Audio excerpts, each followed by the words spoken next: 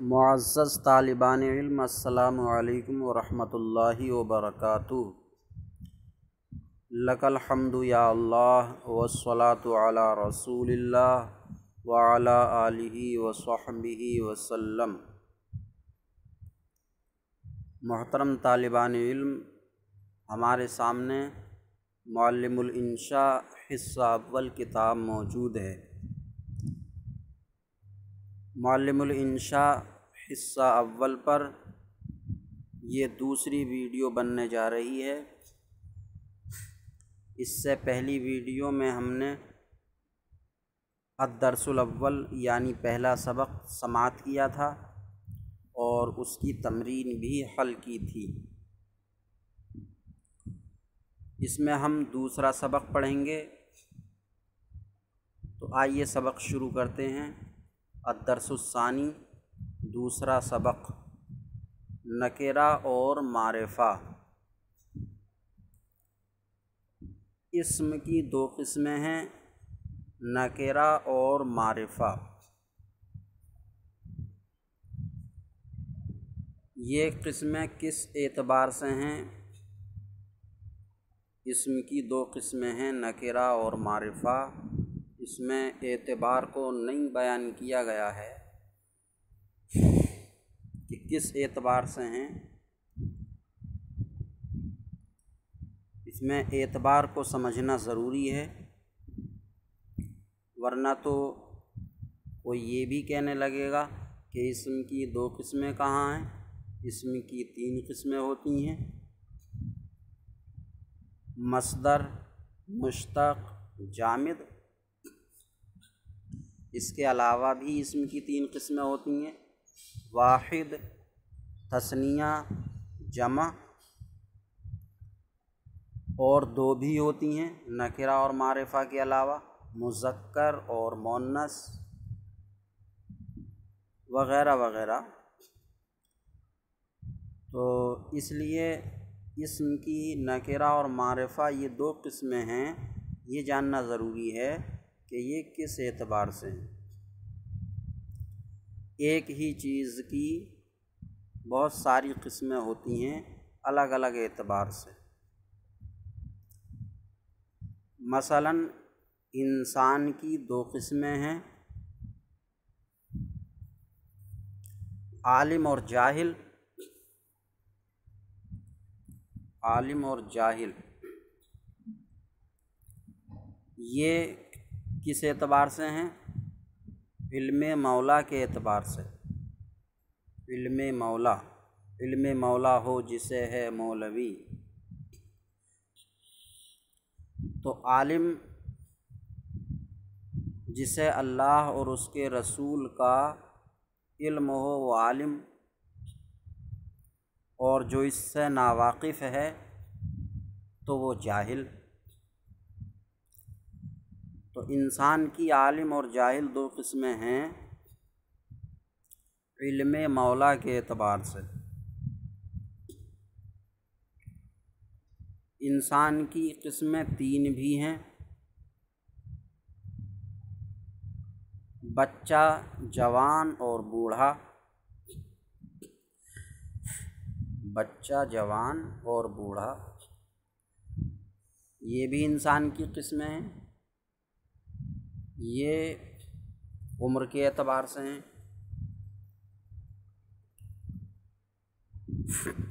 اسی طرح انسان کی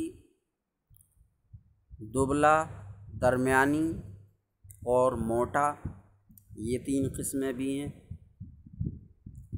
یہ تین قسمیں ہیں جسم کی فراوانی اور عدم فراوانی کے اعتبار سے۔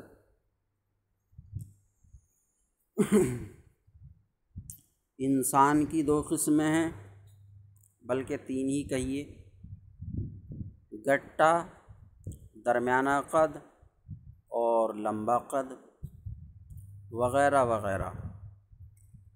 تو جب بھی کسی چیز کی تقسیم کی جائے،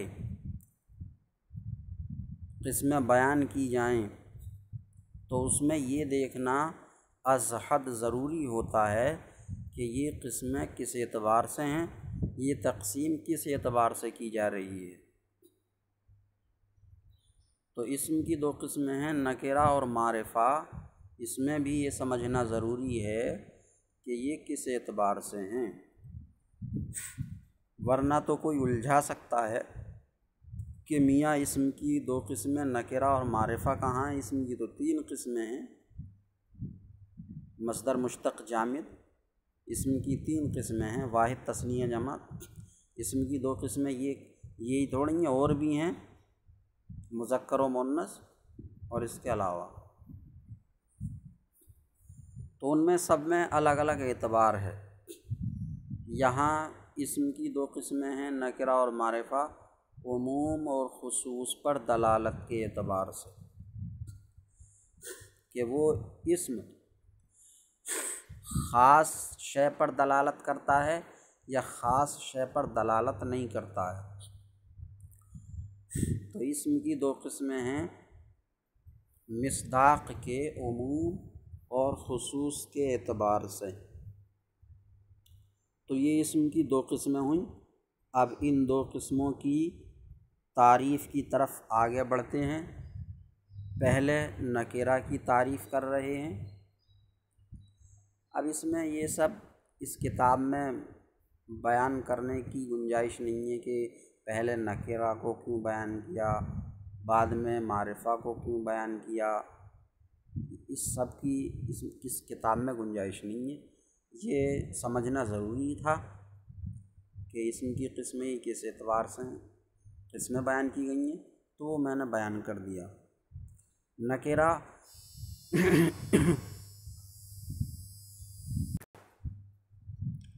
نکرہ کی تعریف انہوں نے بئی الفاظ کی، ایک ہی قسم کی کئی چیزوں کے مشترک نام کو اسم نکرہ کہا جاتا ہے۔ ایک ہی قسم کی بہت ساری چیزوں کے لیے جو مشترک نام ہے اس کو اسم نکرہ کہا جاتا ہے۔ ایک ہی قسم کی کئی چیزوں کی مشترک نام کو، ایک طرح کی بہت ساری چیزیں ہیں، ان سب کے لیے جو اسم آ جائے، سب کے لیے، کسی ایک خاص کے لیے نہ ہو ان میں سے، تو وہ اسم نکرہ ہے۔ تو اس تعریف کا ماحصل وہی ہو رہا ہے جو نحو میر اور ہدایت النحو وغیرہ کتب نحو میں ہے، کہ نکرہ وہ اسم ہے جو معین چیز پر دلالت نہ کرے۔ جب کسی معین چیز پر دلالت نہیں کر رہا تو وہ ایک ہی قسم کی کئی چیزوں پر بولا جا سکتا ہے۔ تو ایک ہی قسم کی کئی چیزوں کے مشترک نام کو اسم نکرہ کہا جاتا ہے۔ بعض اوقات ایسا ہوتا ہے کہ کسی چیز کو آسان کرنے میں، آسان کرتے کرتے اس میں اور الجھ جاتا آدمی۔ تو میرے خیال سے نکرہ کی آسان تعریف کرنے میں بھی ایسا ہی ہوا ہے اس کتاب میں، کہ کرنا تو چاہیے آسان، لیکن اور اس تعریف میں الجھاؤ آ گیا ہے کہ ایک ہی قسم کی کئی چیزوں کے مشترک نام کو، اب اس میں ایک قسم کی کئی چیزیں مشترک، یہ سب گھماؤ پھراؤ کی باتیں ہیں، اور جو نحو کی کتابوں میں ہے کہ معین اور مخصوص چیز پر دلالت نہ کرے، بالکل آسان ہے۔ یہ کسی معین اور مخصوص چیز پر دلالت نہیں کرتا، جیسے کتابن، کوئی کتاب، رجلن، کوئی آدمی، مرد، کوئی آدمی یا کوئی مرد، فرسن، کوئی گھوڑا، ماءن، کچھ پانی یا کسی قسم کا پانی، کوئی تخصیص نہیں ہے، بلدن، کوئی شہر وغیرہ۔ اس کے علاوہ اور بہت ساری بے شمار مثالیں ہیں۔ معرفہ وہ اسم ہے جو کسی معین اور مخصوص چیز کو بتائے، نکرہ کے الٹ ہے۔ نکرہ اور معرفہ دونوں ضد ہیں، نکرہ نہیں ہے تو معرفہ ہے، معرفہ نہیں ہے تو نکرہ ہے۔ تو نکرہ کی جو تعریف ہوئی اس کے الٹ معرفہ ہو جائے گا۔ معرفہ وہ اسم ہے جو کسی معین اور مخصوص چیز کو بتائے۔ اب یہاں وہی پرانی لائن پہ آ گئے ہیں، یہ اس میں نہیں کہا ہے کہ ایک ہی قسم کی کئی چیزوں کے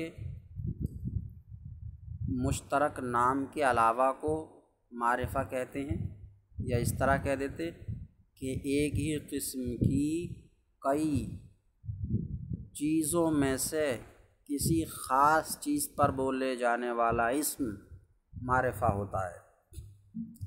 سب پر نہ بولا جا سکے اس کو، بلکہ ایک قسم کی کئی چیزوں میں سے کسی ایک مخصوص اور معین چیز پر بولا جائے تو وہ معرفہ ہے۔ بہرحال معرفہ وہ اسم ہے جو کسی معین اور مخصوص چیز کو بتائے، جیسے الکتاب، کوئی بھی خاص کتاب، جیسے یہی معلم الانشاء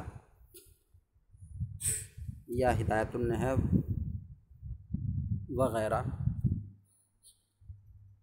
الفرس، کوئی مخصوص گھوڑا، جیسے ہمارے سامنے کوئی گھوڑا کھڑا ہوا ہے تو اس کے لیے الفرس، کوئی مخصوص گھوڑا، دہلی مخصوص شہر کا نام، خالد ایک مخصوص شخص کا نام، یہ سب معرفہ کی مثالیں ہوئیں۔ نوٹ: نکرہ کا ترجمہ۔ اب اس میں نوٹ میں یہ نکرہ اور معرفہ کے اردو ترجمے میں فرق بیان کر رہے ہیں کہ اردو میں جب عربی کا ترجمہ کیا جائے تو کس طرح کیا جائے کہ ترجمے سے ہی پتہ لگ جائے کہ اسم معرفہ ہے یا نکرہ ہے۔ تو اس کا یہ طریقہ بتا رہے ہیں۔ نکرہ کا ترجمہ عام طور پر لفظ کوئی، کوئی ایک، چند اور کچھ سے کیا جاتا ہے۔ یعنی نکرہ کے ترجمہ کرتے وقت جو لفظ کا اصل ترجمہ ہے اس اصل کے ساتھ لفظ کوئی جوڑ دیں گے، یا کوئی ایک جوڑ دیں گے، یا چند جوڑ دیں گے، یا کچھ جوڑ دیں گے۔ اور معرفہ کا ترجمہ مطلقاً، مطلقاً یعنی اس کے ترجمے میں لفظ خاص یا مخصوص لگانے کی ضرورت نہیں ہوتی، بلکہ یہ بات ذہن میں ہوتی ہے کہ مطلق جب ترجمہ کیا جائے تو معرفہ ہوتا۔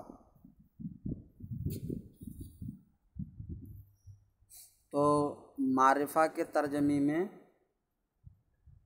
خاص یا مخصوص لگانے کی ضرورت نہیں ہوتی، لگا بھی سکتے ہیں، لگا دیا تو غلط نہیں، ضرورت نہیں ہے، کیونکہ نکرہ کا ترجمہ کرتے ہوئے کوئی یا کوئی ایک چند لگائیں گے، تو جب کوئی ایک یا کوئی یا چند یا کچھ نہیں لگایا تو معلوم ہوا کہ وہ نکرہ نہیں ہے۔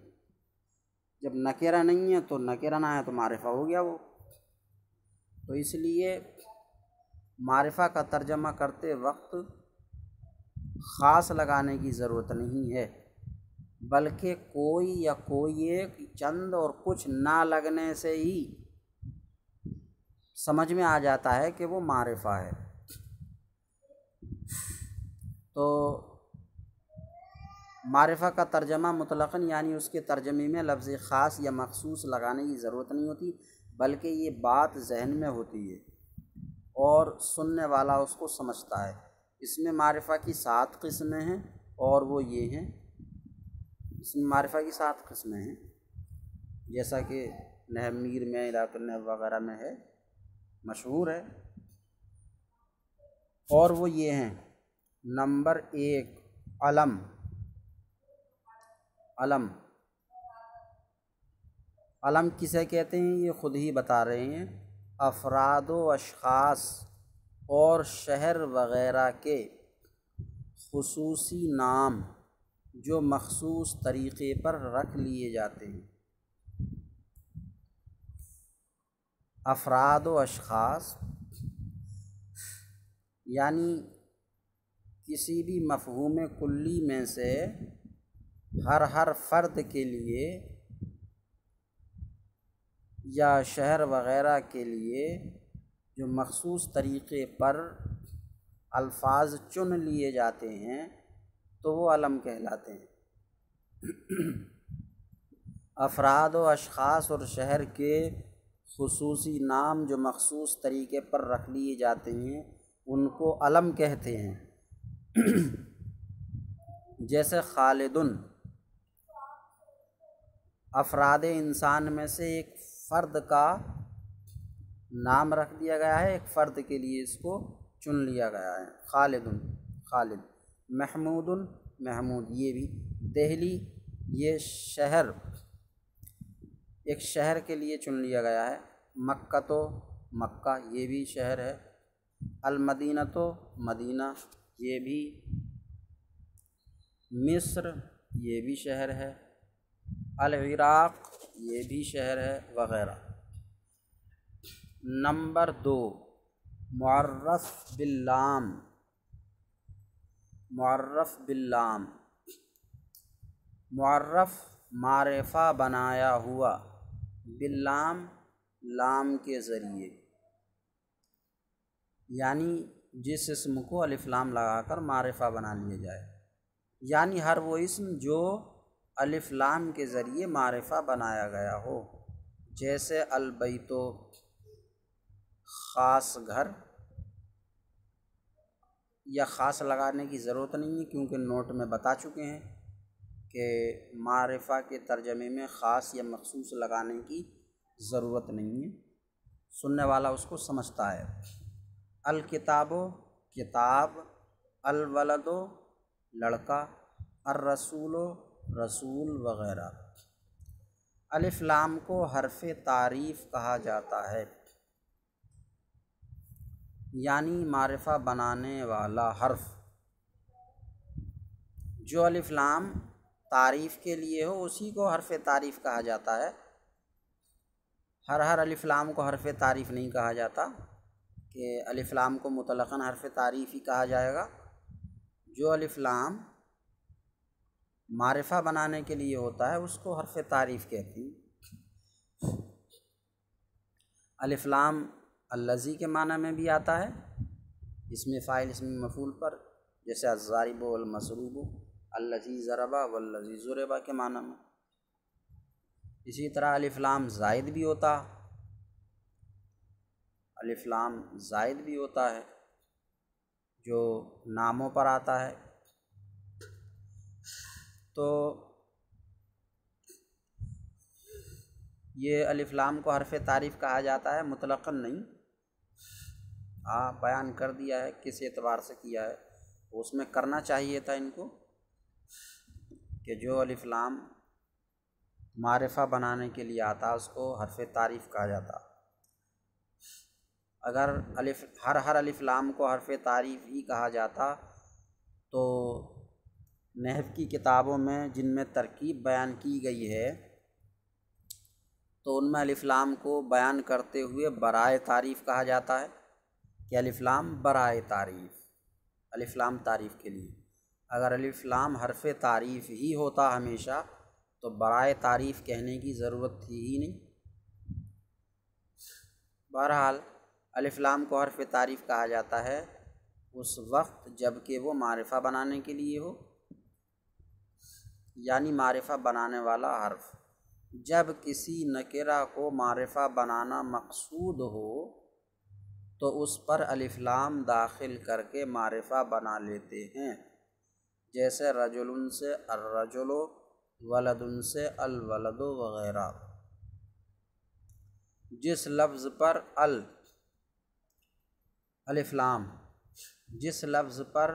الف لام داخل ہو اس پر تنوین نہیں آتی۔ الف لام اور تنوین میں ٹکراؤ ہے، جس لفظ پر الف لام آ جائے گا اس پر تنوین نہیں آئے گی۔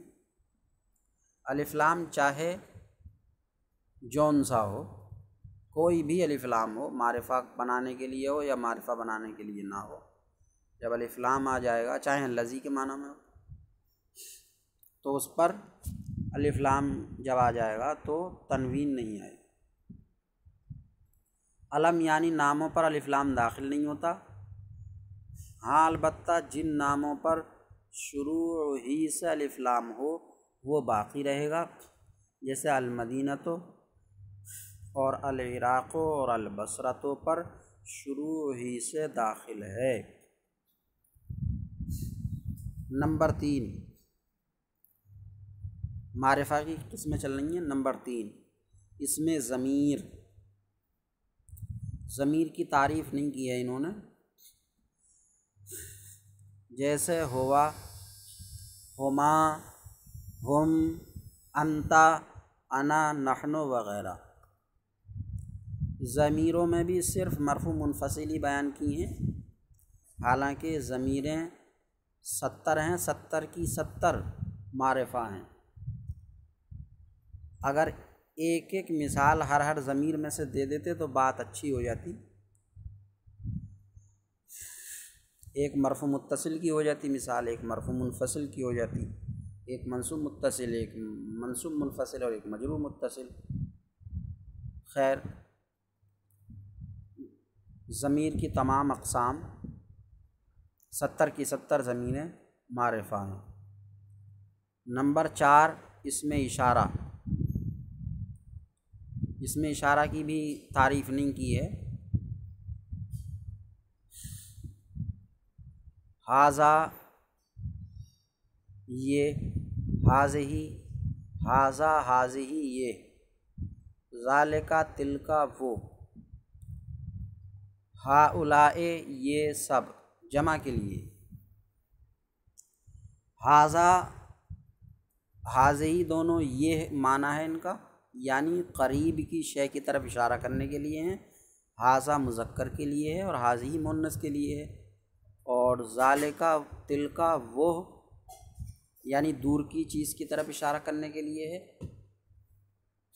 دور کی چیز کی طرف اشارہ کرنے کے لیے ہے، اور ذالک مذکر کے لیے ہے، تلک مؤنث کے لیے ہے، ہؤلاء یہ سب قریب کے لیے ہے لیکن مذکر و مؤنث دونوں کے لیے ہے، اولئک وہ سب بعید کے لیے ہے، مذکر و مؤنث دونوں کے لیے ہے۔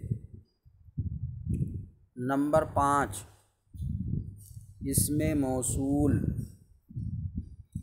جیسے الذی، الذی وہ جو، التی جو یا وہ جو، الذین اللائی جو، وہ جو، یہ جمع کے لیے ہے، الذین اللائی وہ جو یا جو، جمع مذکر کے لیے۔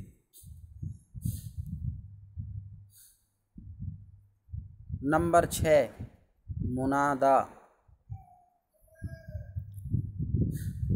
منادا کسے کہتے ہیں یہ بھی انہوں نے بیان نہیں کیا، غالباً ان کی تعریفیں یا تو انہوں نے مشہور ہونے کی وجہ سے چھوڑ دی ہیں، اس میں اشارہ، اس میں ضمیر اور اس میں موصول ہو گیا، منادا ہو گیا، ان کی تعریفیں یا تو مشہور ہونے کی وجہ سے چھوڑ دی ہیں یا کوئی اور بات رہی ہو ذہن میں، یا یوں ہی رہ گئی ہوں ان کی تعریفیں، ورنہ تو معرف باللام تک کا مطلب بتایا ہے اور علم کی بھی تعریف کی ہے، تو ان کی بھی تعریف بتا دی جاتی تو بہتر تھا۔ منادا، جیسے یا رجلو اے مرد، یا ولدو اے لڑکا، اے لڑکے وغیرہ۔ نمبر 7، مضاف الی المعرفہ۔ مضاف الی المعرفہ یعنی معرفہ کی طرف مضاف۔ خود بھی وضاحت کر رہے ہیں، یعنی ہر وہ اسم جو معرفہ کی پہلی 5 قسموں میں سے کسی ایک کی طرف مضاف ہو۔ پہلی 5 قسمیں کون کون سی ہو گئیں؟ علم، معرف باللام، اسم ضمیر، اسم اشارہ، اسم موصول۔ ان 5 قسموں کی طرف جس اسم کو بھی مضاف کر دیا جائے تو وہ اسم بھی معرفہ ہو جاتا ہے۔ تو معرفہ کی قسموں میں سے معرفہ کی قسموں ہی کی طرف مضاف ہونا، یہ معرفہ کی قسم ہے۔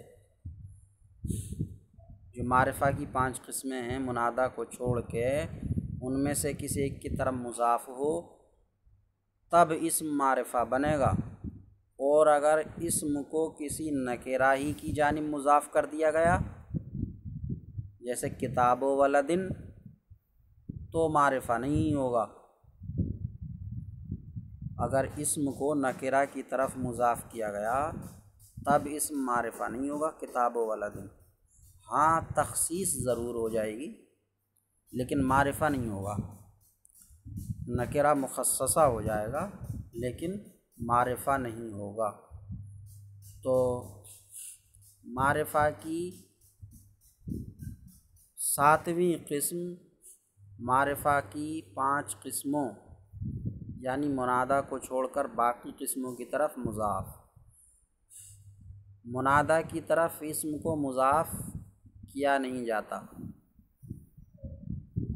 اسم منادہ کی طرف مضاف نہیں ہوتا ہے، کیونکہ منادہ کی طرف جب کسی اسم کو مضاف کریں گے تو منادہ میں یا حرف بھی ہے، یا رجلو،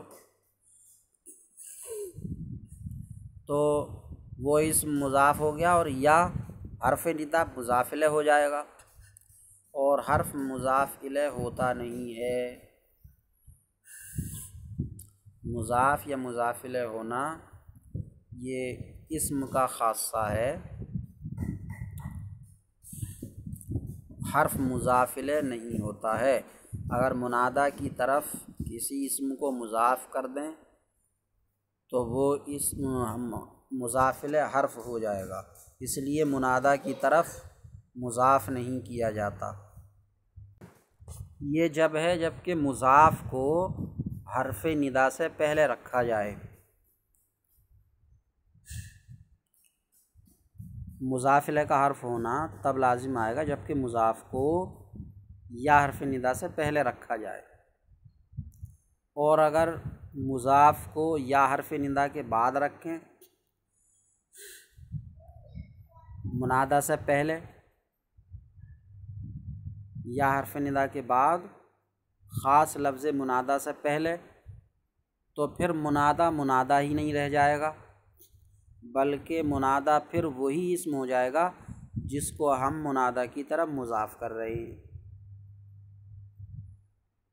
تو خلاصہ یہ کہ منادہ کی طرف کسی اسم کو مضاف نہیں کیا جا سکتا۔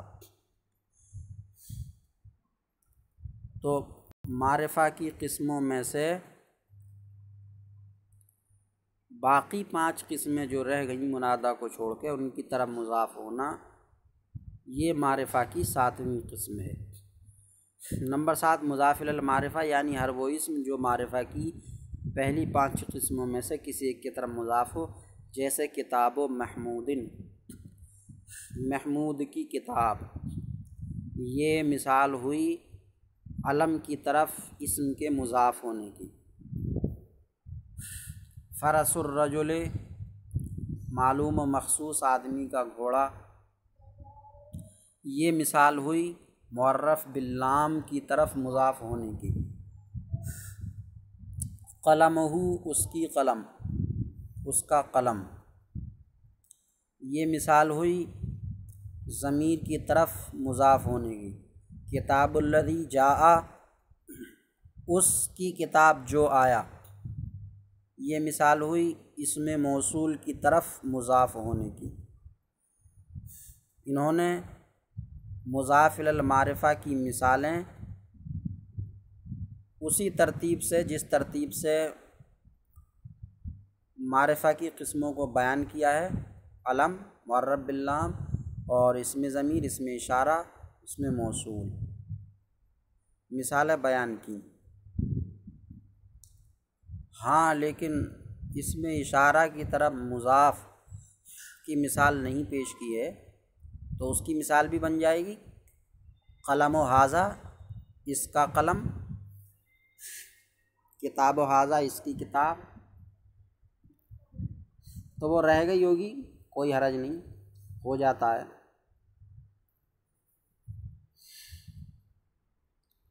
محترم ناظرین، یہ ہمارا آج کا سبق ہوا۔ ویڈیو طویل ہو گئی ہے، اس لیے ہم اپنے سبق کو یہیں پر موقوف کرتے ہیں۔ اس کی تمرین کو انشاءاللہ اگلی ویڈیو میں حل کریں گے۔